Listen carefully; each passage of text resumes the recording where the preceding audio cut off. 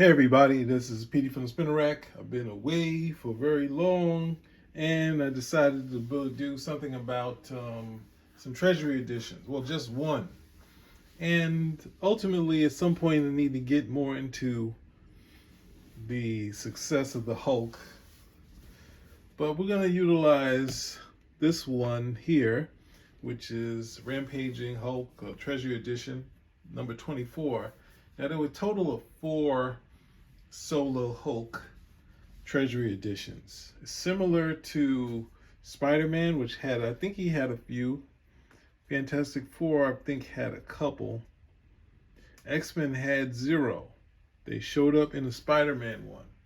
To tell you who was a success at the time, the Hulk had 4. He was also in the team-up issues, the battles issues, and the Spider-Man versus Hulk at the Olympics, which is another great one, done by Herb Trimpe. Most of the Treasury editions had Herb Trimpe's work in this. Herb Trimpe was so popular in the 70s. There's a film about him, and he also did some animation. He did animation for that film. He also did the Crest animation. So this guy was one of Marvel's heavy hitters. The Hulk became Marvel's number 2 book, became almost his mascot, second to Spider-Man, because Spider-Man was on the letterhead. But the Hulk had taken such a rise during, I don't know when it started with Ditko. Kirby was doing layouts after Ditko left. And then Marie Severin, she comes in. She does a run, which basically gets when they got its own, Hulk got his own title, was getting his footing. And then at some point, Herb Trimpe comes on, and he's known as the Hulk guy until Sal Buscema became the Hulk guy, right? But while Sal Buscema was a Hulk guy, these Treasury editions came out, right? So this one, you also see Adam Warlock is here. We have the Man Beast. This has a lot of things that kind of they don't have Counter-Earth in the MCU, but we're going to see Warlock. We've seen the Hulk. We haven't seen the Man Beast, right? So we're going to do this. This also has the Inhumans. So this is a little saga that the Hulk had that was in between Roy Thomas and Gerry Conway, who were close friends. This is not the first time. It wasn't the last time where they would pass off stories where the other one would complete it. As you're reading it, you wouldn't know that there's any difference. When they talk about it, they would tell you the difference.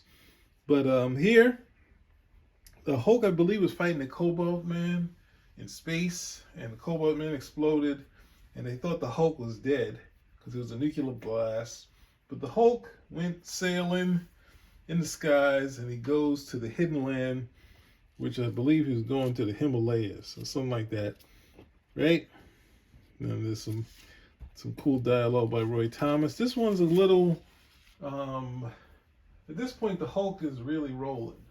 So you're not going to see as much. As I talked before, you need to have Banner, and that's what Steve Ditko kind of established, Banner and some supporting cast and all this stuff. Tying down Betty, Glenn Talbot, and Thunderbolt Ross. At this point, the Hulk is popular where Banner didn't really need to be in it that much. He's that popular, but you always have to start going back to Banner at some point. But right, so we're here, and the Soviets, they're going to play a part later in the story. They realize it's not going to hit them, so they're like, let it go to the Himalayas. Who is in the Himalayas?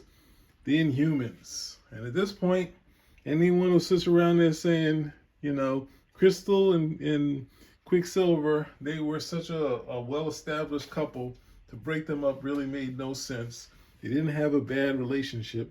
You could see him right by her side, right? So they don't know what it is. I guess they're thinking it's a missile. They're like, uh-oh, we don't know what to do. So we're going to have to try to stop it. And at the same time, they have this arc. Because the Inhumans are struggling with the air that's on the Earth. and all the pollution. So they're in the Himalayas, but at the same time, they still need to find somewhere else to go. So here's the arc, but of course you have this as a setup to set up where we're going in the story. And it's going to be similar to like how we got the Planet Hulk, right? So they're trying to put their plans together, but Black Bolt comes out of nowhere, and he is strong enough to survive hitting the Hulk and knocking him off course. So to quickly give you the Inhumans, we got Karnak, we have Gorgon, we have Triton, Crystal, and I think at this point Medusa's in the Fantastic Four, right? And we have Quicksilver, who's married to Crystal, right? So Hulk gets barreled into the mountain, right? And you say, well, the Hulk could get out of here easy. Doesn't know where he's at. He's trapped. He lets out a roar, uses up his air, and he falls out. Right? So we got this great shot of the Inhumans by Herb Trimpe, right? And they know it's the Hulk. And there's some fun dialogue here. Black Bolt is going to try to free the Hulk from it, but nope. He says, sorry to disappoint you, whoever you are. And he gets out of there, and they realize, I think, who is it? Triton somehow knows that this is Bruce Banner and read the Fantastic Four files. And Banner's a little kind of Marvel-y at this point. He's got kind of a, like a kind of a, that's kind of wit, which usually he doesn't have. But, it moves the story along because you're sitting there and it's kind of like how Stan would do at times, right? So he's in the human land. They get him, they say, hey, you might as well stay here, right? We're thinking about moving too, right? So you could, you maybe stay here while we go to Counter Earth, right? This is setting up everything that's going on. They get into a little history of Counter Earth. There's two Earths running around the sun. This is the counter side. Everything is different, but there's no superpower beings over there, right? So, and then Bruce Banner's thinking, should he go? But the problem is, he runs into some Inhumans that don't like humans. And this is like a, they're going to take out their aggression on this human. They start beating the hell out of him. And they see him as holding his head strangely. And what a great shot to hear. Bang, and that punch. So you get to see the power of, Herb Trimpe. I think if you read the Rolling Stone article, I think also Marie Severin, they also talk about he was just Herb Trimpe was kind of heartthrob at Marvel. You think the Stranker was, and he might have been, and Barry Windsor Smith was, but it seems like all the ladies were falling apart for Herb Trimpe, right? So the Hulk is fighting right here. You have a John Romita face redrawn right here. I don't get how the Hulk was able to be fast enough to hit Quicksilver, but we're moving the story along, right? He's able to get felded by Gorgon. Triton is the strongest submariner, but he's like, hey, so this is a classic Hulk tale, right? And they got the Hulk down, but you see they're destroying the hidden land, right? And the Hulk must be free. So Black Bolt gets in there. He's doing this little bit of John Romita in here too, handsing him up, and he fights against the Hulk. They go on toe to toe. He has to use his voice, but it also destroys the hidden land. And he does that. Everyone's holding their ears. The Hulk, of course, isn't. He's like, he's going to take him out, but he falls out. Right? Powerful scene. And they're like, we don't have nothing else to do. Send him to Counter Earth. He said, well, what about us? He said, no, there'll be nothing left if he wakes up. He wakes up in the Ark. He's like, he's trying to get out of it. Cool that it's not just paper mache. Right? And they ship the Hulk out to Counter Earth, right? So this is Crisis on Counter Earth, similar to Crisis on Earth 2, that sort of stuff, right? So the Hulk is going, and they're sending him. Looks like he's going to be sent to his death, right? So it's going right towards the sun.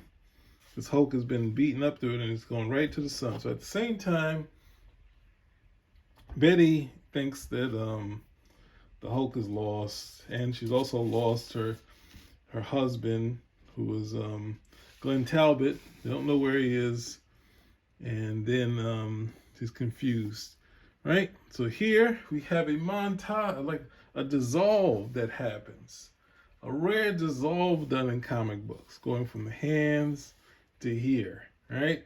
We cut back to Russia, and who do we see? Glenn Talbot is on the run. Dogs are after him, and we find out that he's escaped, but they decide not to follow after him. So the Hulk is on a crash course, but winds up going back to Earth, right? So he's freed. They're talking to him. Some government people are talking to him. And he realizes that Bruce Banner isn't who he says he is, because Bruce Banner's on a special mission, and he wants to find out about Adam Warlock. And he's like, oh no, I've been here before. The Hulk was in Counter-Earth in 158, so that immediately gets his temperature boiling, and he wants out. So the Hulk gets out, and they also know it's a monster, right? So at the same time, they're trying to find out Adam Warlock on this Counter-Earth, but the Man-Beast, and this goes all around the time of Nixon. I mean, it's obviously after Nixon, but the unrest in the city because of the president, and actually we're not sure who is. And this is kind of, we're looking at it as that, but they're kind of doing their own kind of Rome thing. If you look at the cover, they're doing kind of Rome, and it's going to deal with some other classic stories of the Bible, that sort of thing. But you have Nixon, you have stories of the Bible, and you have his people, but they actually look like the regular government officials, right? And then we have this person here. He's going to lead up to some bigger things later, right?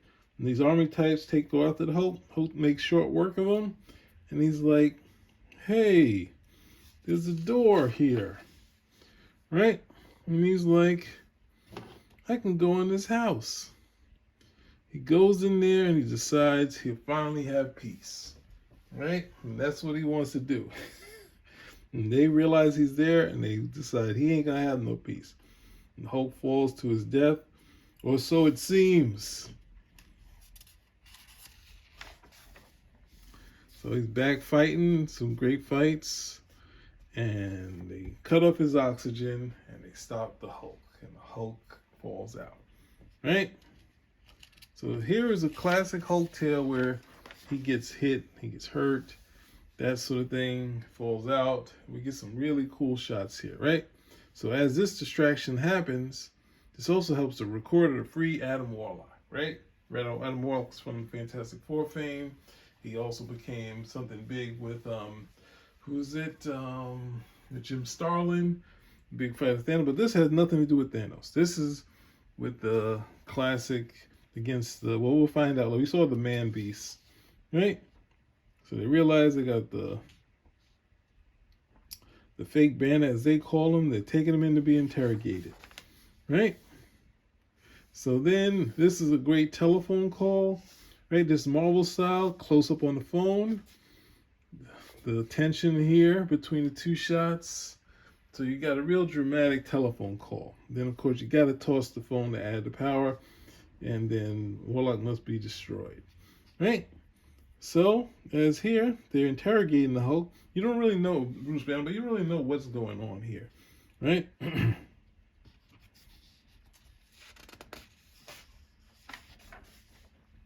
And they decide to operate on him, and we got another Romita face here, and that of course sends the Hulk into Bruce Banner into a rampage into the Hulk. He takes apart them, and he runs away, and he runs into people that he's met before, but he's kind of iffy on these guys. And this gets back into the classic story, the people who kind of helped to kind of free the people in government. But this is sort of side story. I think these faces are redone by Romita too, right? So the Hulk meets Adam Warlock, right? And here we have the greatest conversation ever, right? And Hulk is kind of iffy, and this will get the childlike Hulk to the prophetic Warlock, right? And the Hulk says, he's saying all they've accomplished while Warlock was gone, the 70 machines. He says, Hulk will look, but all Hulk sees are dumb machines. Perhaps you are more perceptive than I first thought, Hulk.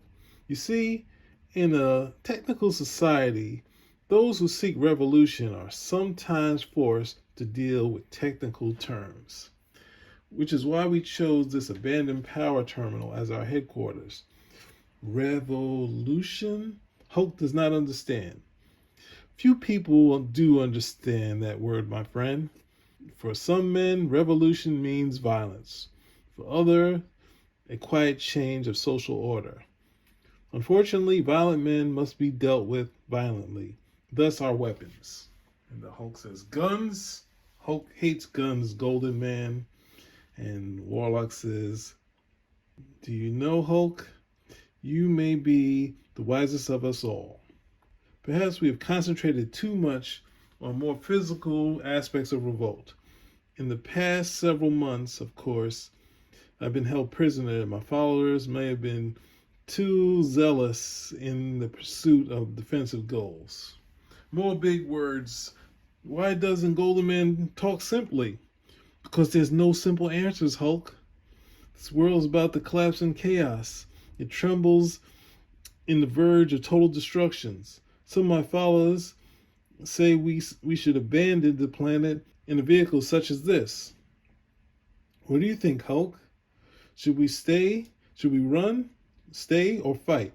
Hulk is tired of running. Hulk says fight. My decision exactly, Hulk. We do think alike. You and I, don't we? Right? So we have this prophetic and the great good, and then we have the Last Supper up here. You see it? And at the same time, but they have a little Manchurian candidate. They put something in the Hulk to drive him crazy, and he would be the pseudo Judas here, but of an unknown. And at the same time, Warlock doesn't see him as the enemy, but the cover kind of was Hulk versus Warlock. But here they're just trying to stop him because he's going crazy. We have a little moment of fighting, but the Man Beast stops him, right? And then we get this battle between the Man Beast and Warlock. The Hulk gets back into the fight. They're taking out everything. But the Man Beast had a backup plan. He's going to put Warlock on trial, right? So here, Man Beast uses his powers to assume the president's body again, right? So he's been in hiding, he comes out and he makes his whole campaign against Warlock to be tried publicly. And this is similar to the trial of Jesus, where he turns to the people and he says, what shall be done with this man? This arrogant alien who sought to make himself a king. Shall we give him to the courts so he can be set free? And he says, it's a nightmare. He's hypnotizing them. And then he says, or will we take justice in our own hands? The decision is yours, freedom or death for Adam Warlock. And they say death. So be it. My hands are clean. This day, the Warlock dies. Right? And then he says, High Evolutionary, why have you abandoned me? Were the demon's words true? Was I only a pawn? Right? And we have the death. This similar to how the lines when Jesus passed, and then they talk about the looting of the earth with the death of Adam Warlock. He turns back to a cocoon. That's how he was first. So we have this nice poster, right? And we backtrack a little. We see the death of Adam Warlock. And the Hulk goes crazy, right?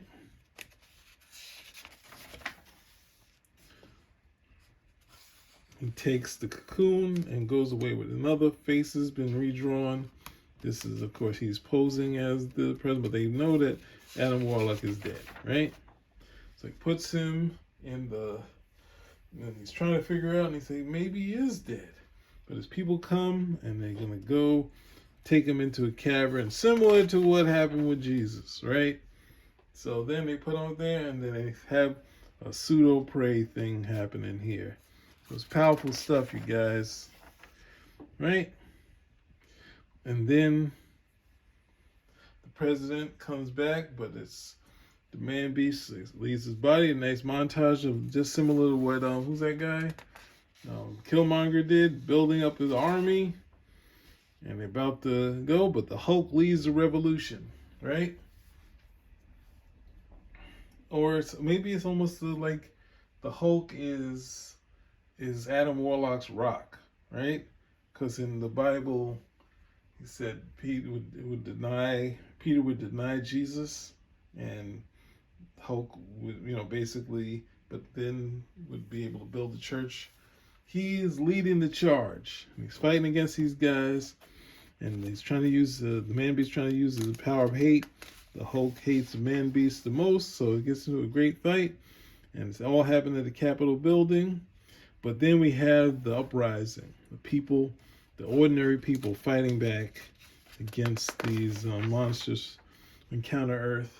And then Hulk is still leading the charge, putting the beats on the man beast, and he's about to kill him. But who's back? Adam Warlock. Right?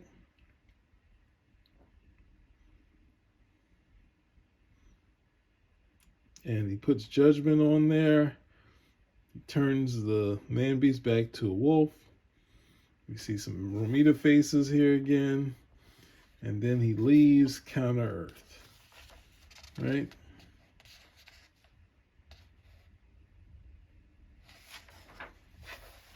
And they're sad because of it. And it's a little story with Hercules, with Hippolyta.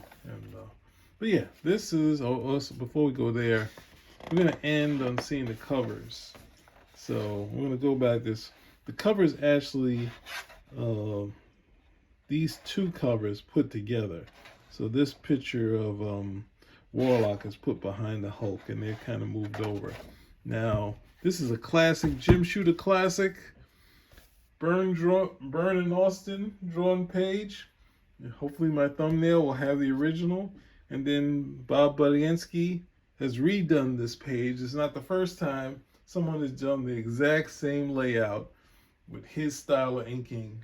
Budiansky has done this for Byrne on the Kree Skull War. I think it's issue 1, the first cover.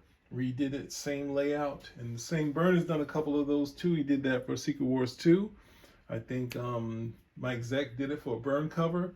The classic redesign without changing the cover. So that's it. We did the Rampaging Hulk Treasury edition number 24. Spin a rack out.